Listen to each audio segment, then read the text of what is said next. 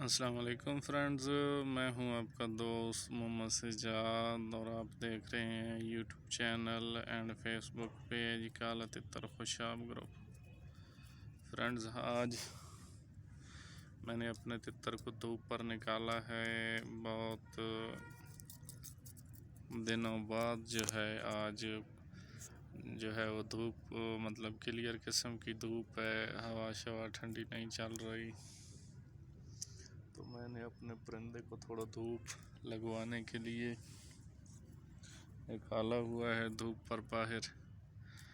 और आप देख सकते हैं कि एक परिंदा जो सर्दियों में, और वो ऐसा परिंदा जो क्वेटा जैसी जगह पर रहकर बहुत ज़्यादा मुश्किल में था कि इसको ज़्यादातर मतलब मैंने अंदर ही रखता हूँ कमरे में, क्योंकि जब ठंडी हवाएं चल जाती हैं तो वह धूप फिर इतना एक अपना असर जो है नहीं दिखा सकती। उस धूप की कोई वैल्यू नहीं रहती, उसमें कोई इतनी बड़ी तपश नहीं होती, तो ऐसे ठंड ठंड और सर्दी सर्दी महसूस होती रहती है। तो आज मतलब ओरिजिनल धूप है, सही क्लियर धूप है, हवा बिल्कुल रुकी हुई है, कोई हवा वगैरह नहीं है।